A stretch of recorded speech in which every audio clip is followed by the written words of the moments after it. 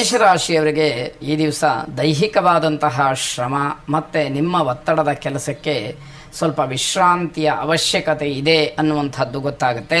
ನಿದ್ದೆಯ ಅಭಾವದಿಂದ ಅಥವಾ ನಿದ್ದೆ ಸಾಕಾಗದೇ ಇರೋದರಿಂದ ನಿಮಗೆ ಒಂದಷ್ಟು ಆರೋಗ್ಯದಲ್ಲಿ ಸಣ್ಣ ಪುಟ್ಟ ವ್ಯತ್ಯಾಸಗಳು ಕಾಣುತ್ತೆ. ನಿದ್ರಾಹೀನತೆ ನಿಮ್ಮನ್ನು ಕಾಡುವಂಥದ್ದು ಇದೆ ಅಂತ ಅರ್ಥ. ಆರ್ಥಿಕವಾದಂತಹ ಸಮಸ್ಯೆಗಳನ್ನು ಎದುರಿಸ್ತಕ್ಕಂತಹ ಶಕ್ತಿ ನಿಮಗೆ ಪರಿಪೂರ್ಣವಾಗಿದೆ. ದುಡ್ಡು ಕಾಸಿನ ವಿಚಾರದಲ್ಲಿ ಏನೋ ಸಮಸ್ಯೆಗಳಾಗುತ್ತೆ ಅಂತಾದರೆ ಅದನ್ನು ನಿಭಾಯಿಸುವಂತಹ ಶಕ್ತಿ ನಿಮಗೆ ವಿಶೇಷವಾಗಿರುತ್ತೆ. ಆಹಾರದ ವಿಚಾರದಲ್ಲಿ ಗಮನ ಹರಿಸಬೇಕು. ಹೊಟ್ಟೆಗೆ ಸಂಬಂಧಪಟ್ಟಂತಹ ಸಮಸ್ಯೆಗಳು ನಿಮ್ಮನ್ನು ಕಾಡುವಂಥದ್ದಾಗತ್ತೆ. ಅಗ್ನಿದೇವತಾ ಶಕ್ತಿಯನ್ನು ಉಪಾಸನೆ ಮಾಡಿ, ಅಗ್ನಿಯನ್ನು ಪ್ರಾರ್ಥನೆ ಮಾಡಿ. ಅಗ್ನಿಂ ಪ್ರಜ್ವಲಿತಂ ವಂದೇ ಜಾತವೇದಂ ಹುತಾಶನಂ ಸುವರ್ಣವರ್ಣಮನಲಂ ಸಮಿದ್ಧಂ ವಿಶ್ವತೋಮುಖಂ ಎಂಬುದಾಗಿ ಅಗ್ನಿ ಪ್ರಾರ್ಥನೆಯನ್ನು ಮಾಡಿ ಶುಭವಾಗಿ. ವೃಷಭ ರಾಶಿ, ಮನೆಯ ಹಿರಿಯರ ಪ್ರೀತಿ ವಿಶ್ವಾಸಗಳು ನಿಮಗೆ ಸಿಕ್ಕುವಂತಹ ದಿವಸವಾಗುತ್ತೆ. ನವದಂಪತಿಗಳಿಗೆ ತುಂಬ ಶುಭವಾದಂತಹ ದಿವಸ. ಅಲಂಕಾರ ವಸ್ತುಗಳ ಖರೀದಿಗೆ ಮುಂದಾಗುವಂತಹದ್ದು. ಆ ರೀತಿಯ ಒಂದಷ್ಟು ಯೋಚನೆಗಳು ಮನಸ್ಸಿನಲ್ಲಿ ಹೆಚ್ಚಾಗ್ತಕ್ಕಂಥದ್ದಾಗುತ್ತೆ. ಸ್ನೇಹಿತರು, ಬಂಧುಗಳು ಎಲ್ಲರೂ ಕೂಡ ನಿಮ್ಮ ಜೊತೆಯಲ್ಲಿ ಸಂತೋಷದಲ್ಲಿ ಭಾಗಿಯಾಗ್ತಾರೆ ಎನ್ನುವಂಥದ್ದು ವಿಶೇಷ. ಉತ್ತಮವಾದಂತಹ ಆಹಾರ ಮನಸ್ಸಿಗೆ ಸಂತೋಷವನ್ನು ನೀಡ್ತಕ್ಕಂಥದ್ದಾಗತ್ತೆ. ಕುಲದೇವತಾ ಪ್ರಾರ್ಥನೆಯನ್ನು ಮಾಡಿ ಶುಭವಾಗಿ. ಮಿಥುನ ರಾಶಿ, ಕುಟುಂಬ ಸದಸ್ಯರು, ಸ್ನೇಹಿತರು ನಿಮ್ಮನ್ನು ಟೀಕೆ ಮಾಡ್ಬೋದು, ಹಾಸ್ಯ ಮಾಡ್ಬೋದು. ನೀವು ಯಾವುದೋ ಒಂದು ನಿರ್ಧಾರವನ್ನು ಮಾಡಿ ಒಂದು ಕೆಲಸವನ್ನು ಮಾಡಿದಾಗ ಆ ಕೆಲಸದ ಶೈಲಿಯೋ ಮಾದರಿಯೋ ಸರಿ ಅಂತ ಹೇಳಿ ಅನ್ನಿಸ್ದಲೇ ಟೀಕೆಗೆ ನೀವು ಒಳಗಾಗ್ತಕ್ಕಂಥದ್ದಿದೆ. ಮಕ್ಕಳಿಂದ ಖರ್ಚು ಹೆಚ್ಚಾಗ್ತಕ್ಕಂಥದ್ದು. ಅನಗತ್ಯವಾದಂತಹ ಖರ್ಚಿನಿಂದ ಸ್ವಲ್ಪ ಮಟ್ಟಿಗೆ ಹಣಕಾಸಿನ ವಿಚಾರದಲ್ಲಿ ತೊಂದರೆಯಾಗುತ್ತೆ. ನೀವು ಯಾವುದಕ್ಕೋ ಹಣವನ್ನು ಇಟ್ಕೊಂಡಿರ್ತೀರಿ, ನಿಮ್ಮ ಮನಸ್ಸಿಗೆ ಒಪ್ಪದೇ ಇರತಕ್ಕಂಥದ್ದಕ್ಕೆ ಆ ಹಣ ಖರ್ಚಾದಾಗ ಸ್ವಲ್ಪ ಬೇಸರ ಆಗ್ತಕ್ಕಂಥದ್ದು ಸಹಜ. ತಾಯಿಯವರ ಆರೋಗ್ಯದಲ್ಲಿ ವ್ಯತ್ಯಾಸವಾಗಬಹುದು, ಸ್ವಲ್ಪ ಗಮನಿಸಬೇಕಾದಂತಹದ್ದು. ವ್ಯವಹಾರದಲ್ಲಿ ಅನುಕೂಲವಾಗ್ತಕ್ಕಂತಹ ವಾತಾವರಣ ಇಲ್ಲ, ಹಾಗಾಗಿ ಅದರ ಬಗ್ಗೆ ಹೆಚ್ಚು ಗಮನವನ್ನು ಕೊಡಿ.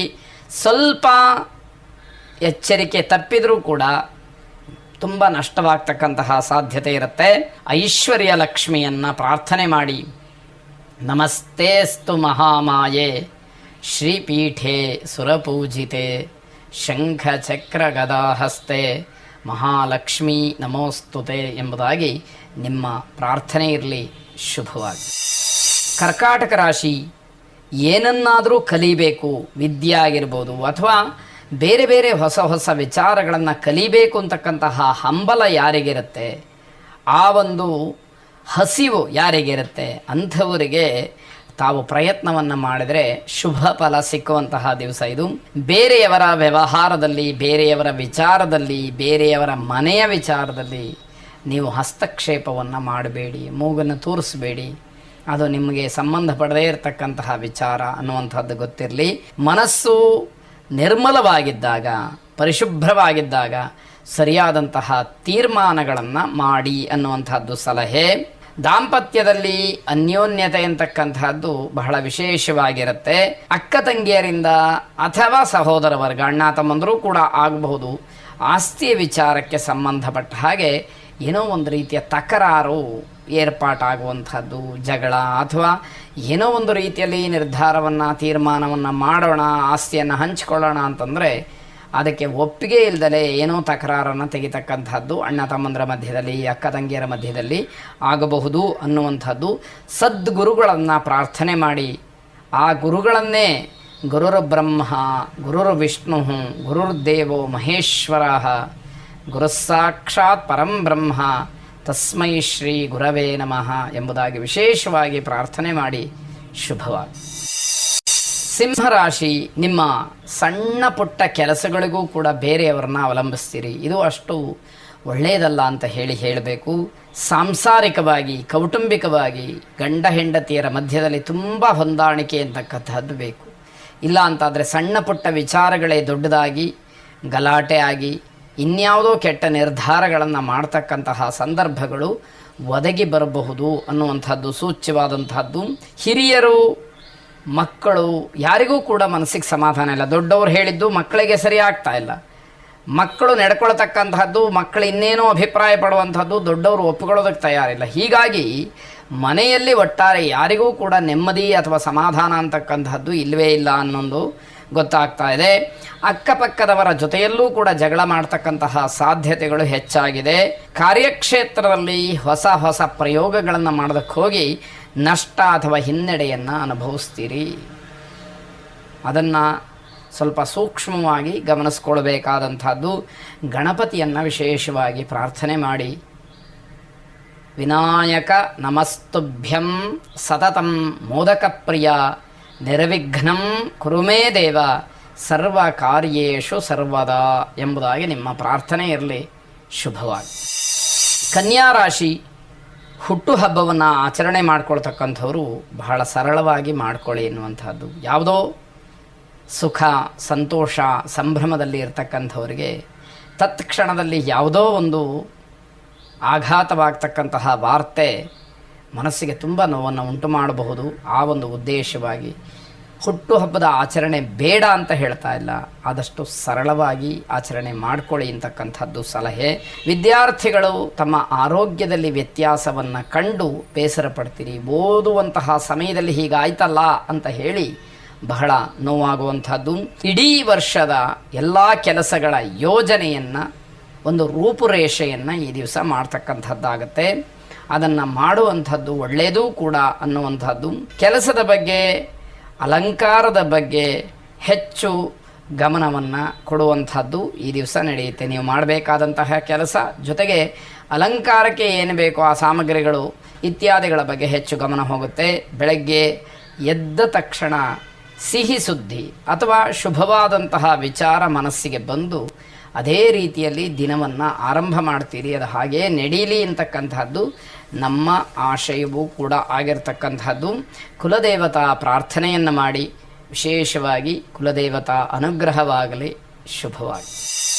ತುಲಾರಾಶಿ ನಿಮಗಿಂತ ಕಿರಿಯರು ವಯಸ್ಸಿನಲ್ಲಿ, ಅನುಭವದಲ್ಲಿ ದೊಡ್ಡ ಪದವಿಯನ್ನು ಪಡೆಯುವಲ್ಲಿ ಯಶಸ್ವಿಗಳಾಗ್ತಾರೆ.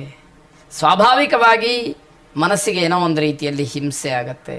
ಇದನ್ನು ಕೆಲವರು ಹೊಟ್ಟೆ ಕಿಚ್ಚಾಗಿ ತಗೊಳ್ಬೋದು, ಮತ್ತು ಕೆಲವರಿಗೆ ಏನೋ ಒಂದು ರೀತಿಯ ಅಸಮಾಧಾನ ಅನ್ನುವಂಥದ್ದು ಆಗೋದಕ್ಕೆ ಅವಕಾಶವಾಗುತ್ತೆ. ಹಳೆಯ ವಿಚಾರಗಳು ಮುನ್ನೆಲೆಗೆ ಬರ್ತಕ್ಕಂತಹ ಸಾಧ್ಯತೆ ಇದೆ. ನಿಮ್ಮ ಸ್ವಭಾವದಿಂದಲೇ ಸ್ಪರ್ಧಾತ್ಮಕವಾದಂತಹ ಜೀವನದಲ್ಲಿ ಹಿನ್ನಡೆಯಾಗ್ತಕ್ಕಂತಹ ಸಾಧ್ಯತೆ ಇದೆ. ನಿಮ್ಮ ಅಸಮಾಧಾನಕ್ಕೆ ಇದು ಕಾರಣ ಅಂತ ಹೇಳಬೇಕಾದಂಥದ್ದು. ಸಹೋದ್ಯೋಗಿಗಳಿಗೆ ಶುಭವಾದಂತಹ ವಾರ್ತೆ. ವಿದ್ಯಾರ್ಥಿಗಳಿಗೆ ಏಕಾಗ್ರತೆಯ ಕೊರತೆ ಅಲ್ಲಿ ಕಾಣುವಂಥದ್ದು. ಗುರು ದಕ್ಷಿಣಾಮೂರ್ತಿಯನ್ನು ವಿಶೇಷವಾಗಿ ಪ್ರಾರ್ಥನೆ ಮಾಡಿ. ಶುಭವಾಗಿ. ವೃಶ್ಚಿಕ ರಾಶಿ, ನಿಮ್ಮ ಕೆಲಸಕ್ಕೆ ಸಹೋದ್ಯೋಗಿಗಳ ಸಹಾಯವನ್ನು ಪಡ್ಕೊಳ್ಳಿ. ಕೆಲಸವನ್ನು ಪರಿಪೂರ್ಣ ಮಾಡಿ, ಅದರಿಂದ ನಿಮಗೆ ಶುಭ ಅನ್ನುವಂಥದ್ದು ಸಿಕ್ಕಲಿ ಅಂತ ಅರ್ಥ. ಕೆಲಸದಲ್ಲಿ ದೊಡ್ಡ ದೊಡ್ಡ ಜವಾಬ್ದಾರಿಯಿಂದ ಸ್ವಲ್ಪ ಬೇಸರವಾಗ್ತಕ್ಕಂತಹ ಸಾಧ್ಯತೆ ಹೆಚ್ಚಾಗಿದೆ. ಸಾಲದ ವಿಚಾರದಲ್ಲಿ ಸ್ವಲ್ಪ ಗಮನ ಇರಲಿ. ಬೇರೆಯವರಿಗೆ ಉಪಕಾರ ಮಾಡೋದಕ್ಕೆ ಹೋಗಿ ನೀವು ತೊಂದರೆಯನ್ನು ಅನುಭವಿಸ್ತಕ್ಕಂಥದ್ದಾಗತ್ತೆ.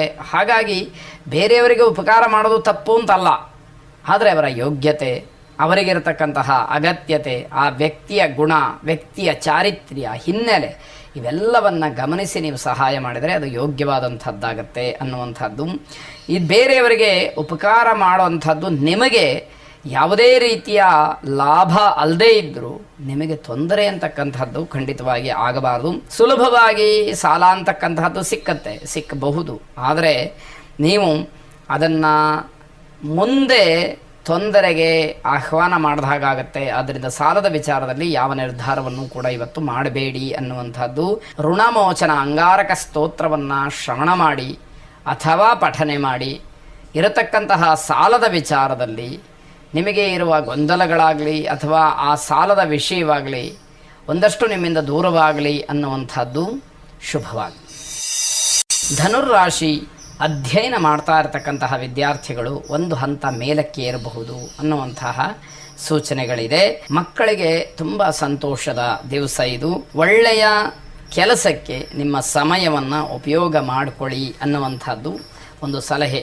ಎಲ್ಲ ಸಂದರ್ಭಗಳಲ್ಲೂ ಕೂಡ ನಮಗೆ ಆ ಉತ್ತಮವಾದಂತಹ ಸಮಯ ಸಿಕ್ಕತ್ತೆ ಅಂತ ಹೇಳೋಕ್ಕಾಗಲ್ಲ. ಸಿಕ್ಕಿದಾಗ ಅಂತಹ ಸಮಯವನ್ನು ಒಳ್ಳೆಯ ಕಾರ್ಯಕ್ಕೆ ಉಪಯೋಗ ಮಾಡಿಕೊಳ್ಬೇಕು. ಅಂದರೆ ಹೇಗೆ ಗೊತ್ತಾಗತ್ತಪ್ಪ ಈ ದಿವಸ ಚೆನ್ನಾಗಿದೆ, ಏನೂ ತೊಂದರೆ ಆಗ್ತಾ ಇಲ್ಲ ಅಂತಂದರೆ ನಮಗೆ ಅನುಕೂಲವಾಗ್ತಾ ಇದೆ ಅಂತ ಅರ್ಥ.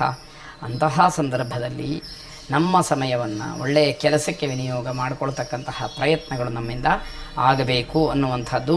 ಸ್ಪರ್ಧಾತ್ಮಕವಾದಂತಹ ಪರೀಕ್ಷೆಗಳ ವಿಚಾರವಾಗಿ ಒಂದಷ್ಟು ಗೊಂದಲಗಳಾಗಬಹುದು, ಇದನ್ನು ಗಮನಿಸಬೇಕಾಗತ್ತೆ. ಕೋಪ ಹೆಚ್ಚಾಗಿ ಕಾಡುತ್ತೆ, ಯಾರನ್ನು ನೋಡಿದರೂ ಕೂಡ ಕೋಪ ಬರುವಂಥದ್ದು. ಯಾರೇನು ಮಾಡಿರ್ತಾರೆ, ಆದರೆ ನಿಮ್ಮ ಮನಸ್ಸಿನಲ್ಲಿರ್ತಕ್ಕಂತಹ ದೌರ್ಬಲ್ಯವನ್ನು ಕೋಪದ ಮುಖಾಂತರ ಹೊರ ಹಾಕ್ತಿದ್ದೀರಿ ಅನ್ನುವಂಥದ್ದು ಗೊತ್ತಾಗುತ್ತೆ.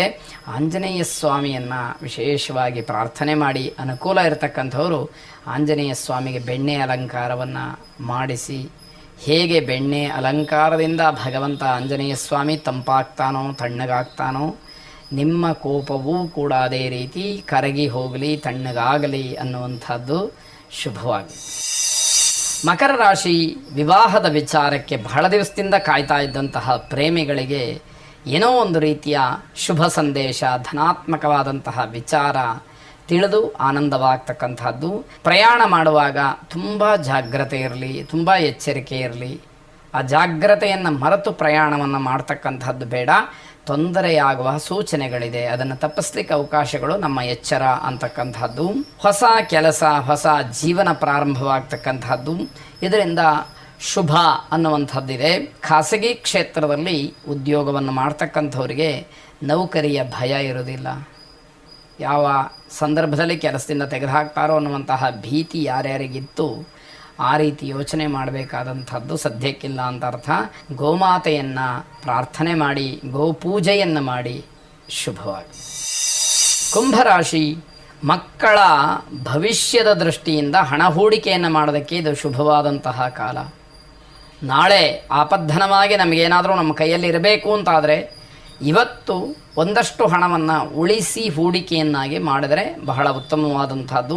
ಕಾನೂನು ವಿಚಾರವನ್ನು ಅಧ್ಯಯನ ಮಾಡ್ತಾ ಇರ್ತಕ್ಕಂತಹ ವಿದ್ಯಾರ್ಥಿಗಳಿಗೆ ಏನೋ ಒಂದು ರೀತಿಯಲ್ಲಿ ಹಿನ್ನಡೆ, ತಮ್ಮ ವಿದ್ಯಾಕ್ಷೇತ್ರದಲ್ಲಿ ಸ್ವಲ್ಪ ಹಿನ್ನಡೆಯಾಗ್ತಕ್ಕಂಥದ್ದು. ಮಾತಿನ ಭರದಲ್ಲಿ ಅನಗತ್ಯವಾದಂತಹ ವಿಚಾರಗಳಿಗೆ ಸಿಗಹಾಕ್ಕೊಳ್ತೀರಿ, ಅದು ನಿಮಗೆ ಬೇಕಾಗಿರೋದಿಲ್ಲ, ಮೇಲೆ ಎಳ್ಕೊಳ್ಳುವಂಥದ್ದು. ಆ ರೀತಿ ತೊಂದರೆಯನ್ನು ಅನುಭವಿಸಬೇಕಾಗತ್ತೆ. ಮಾನಸಿಕವಾಗಿ ಸಮಾಧಾನ ಇರೋದಿಲ್ಲ, ಅನಗತ್ಯವಾದಂತಹ ಖರ್ಚು, ಖರೀದಿ ಇವೆಲ್ಲ ನಿಮಗೆ ತೊಂದರೆಯನ್ನು ಮಾಡುವಂಥದ್ದು. ಸಾಯಂಕಾಲದ ಹೊತ್ತಿಗೆ ಮಾತೆಯರಿಗೆ, ಸ್ತ್ರೀಯರಿಗೆ ಎದೆನೋವು ಕಾಣಿಸ್ಕೊಳ್ತಕ್ಕಂಥದ್ದು. ಸ್ವಲ್ಪ ಎಚ್ಚರವನ್ನು ವಹಿಸಬೇಕಾಗತ್ತೆ, ವೈದ್ಯರ ಸಲಹೆಯನ್ನು ಪಡ್ಕೊಳ್ಬೇಕಾಗತ್ತೆ. ಔಷಧಿ, ಮಾತ್ರೆ ಇತ್ಯಾದಿಗಳನ್ನು ಸಕಾಲದಲ್ಲಿ ನೀವು ಸೇವಿಸಬೇಕಾಗತ್ತೆ ಅಂತ ಅರ್ಥ. ಸಣ್ಣ ಪುಟ್ಟ ವಿಚಾರಗಳಿಗೆ ದೊಡ್ಡ ಮಟ್ಟದಲ್ಲಿ ಕೋಪವನ್ನು ಮಾಡಿಕೊಳ್ತೀರಿ, ಅದರ ಅಗತ್ಯತೆ ಇರೋದಿಲ್ಲ. ಆದರೆ ಸ್ವಭಾವ ಅದು ನಿಮ್ಮನ್ನೂ ಕೂಡ ಬಿಡದೇ ಇರತಕ್ಕಂಥದ್ದು. ರುದ್ರ ಮಂತ್ರವನ್ನು ಶ್ರವಣ ಮಾಡಿ ಶುಭವಾಗಿ. ಕೊನೆಯದಾಗಿ ಮೀನರಾಶಿ, ವಿಶೇಷವಾಗಿ ಪ್ರಭಾವಿ ವ್ಯಕ್ತಿಗಳ ಸಂಪರ್ಕ, ಸಹಾಯ, ಅವರ ಭೇಟಿ ನಿಮಗೆ ಆಗುವಂಥದ್ದಿದೆ. ಕೆಲಸದ ವೇಳೆ ಮಾತಾಡುವಾಗ ಮನೆಯಲ್ಲಿ ಮದುವೆ ವಿಚಾರವನ್ನು ಪ್ರಸ್ತಾಪ ಮಾಡೋದಕ್ಕೆ ಅವಕಾಶಗಳಾಗತ್ತೆ. ಮುಂದಿನ ದಿನಮಾನದಲ್ಲಿ ಆ ಮದುವೆ ವಿಚಾರವನ್ನು ನೋಡೋಣ ಅನ್ನುವಂತಹ ಮಾತುಗಳು ಅಲ್ಲಿ ಬರಬಹುದು ಅಂತ ಅರ್ಥ. ನೌಕರಿಯಲ್ಲಿ ಇರತಕ್ಕಂತಹ ಮಹಿಳೆಯರಿಗೆ, ಉದ್ಯೋಗಸ್ಥ ಮಹಿಳೆಯರಿಗೆ ಅನುಕೂಲವಾಗ್ತಕ್ಕಂತಹ ದಿವಸ ಇದಾಗಿದೆ. ವ್ಯಾಪಾರ ವ್ಯವಹಾರಗಳ ಅಭಿವೃದ್ಧಿಯನ್ನು ನೀವು ನೋಡಲಿಕ್ಕೆ ಅವಕಾಶಗಳಾಗತ್ತೆ. ವಿದ್ಯಾಭ್ಯಾಸದಲ್ಲಿ ವಿಶೇಷವಾದಂತಹ ಪ್ರಗತಿಯನ್ನು ಕಾಣ್ತೀರಿ. ಹಿಂದೆ ಯಾವುದಾದ್ರೂ ಒಂದು ವ್ಯವಹಾರದಲ್ಲಿ ನಷ್ಟವನ್ನು ಅನುಭವಿಸಿದರೆ ಈ ದಿವಸ ಅದನ್ನು ಸರಿಪಡಿಸ್ಕೊಳ್ಳೋದಕ್ಕೆ, ಆ ನಷ್ಟವಾದಂತಹ ಹಣವನ್ನು ಮತ್ತೆ ಪಡೆಯೋದಕ್ಕೆ ಅವಕಾಶಗಳು ಹೆಚ್ಚಾಗುವಂಥದ್ದು. ಚೌಡೇಶ್ವರಿಯನ್ನು ಪ್ರಾರ್ಥನೆ ಮಾಡಿ ಶುಭವಾಗಿ.